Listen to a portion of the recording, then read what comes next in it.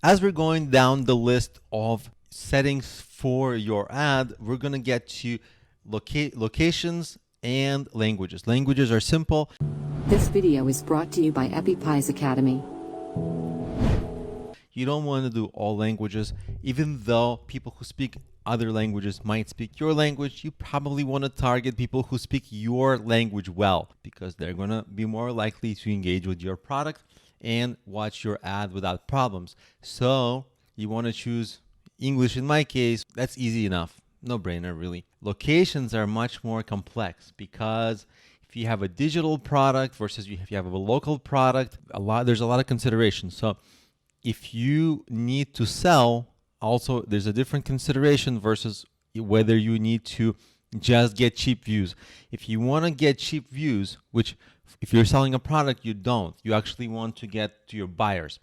And your buyers are more likely going to be in affluent areas. As an example, let's say you did want to get more views. Then you would target third world countries, let's say, which no one else advertises to. So you would drive up the views on your videos pretty quickly. They're not going to buy anything, but it's going to make your video more popular in YouTube, and it's going to look like it's a more popular video to other viewers. But that's just for a little bit of a branding thing. If you want to actually sell, you want to choose affluent areas. And if you have a local business, maybe a restaurant, then you want to choose only maybe the city where you are doing business. So you want to go and enter another location, and maybe, let's say I'm in New York, and New York is a gigantic area. So I'm going to do the example of New York. If I just do New York, it's too much. It targets too many people. It's like 10 million people. Maybe what I would want to do is target Queens, New York, or Manhattan, New York. But let's just, for our example, do Queens, New York. Okay, so it's a much smaller geographic area. And if you can, target your neighborhood. So for example, there's a neighborhood called Forest Hills. And if I go Forest Hills, that's the neighborhood. Okay. And now I'm going to take out all of Queens, because all of Queens is very big. People are very rarely going to travel all the way miles to just try a restaurant that may be a regular restaurant. So if you have a very local business, you might want to get rid of the entire Queens and just target your neighborhood for a local business, for a store. And then if you do that, you actually should overpay for the clicks, because guess what? Those start to be fantastic leads for your business. They're nearby.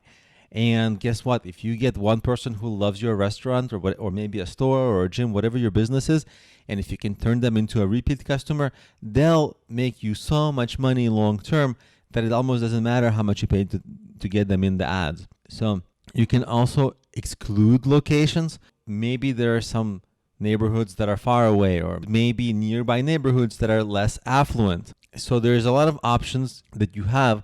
And again, if you're local, you want to target locally. If you sell digital products, you want to still target places that speak your language and that have generally affluent populations. Another consideration is that not all countries accept your payment methods that your business accepts. If you accept PayPal on your website, guess what?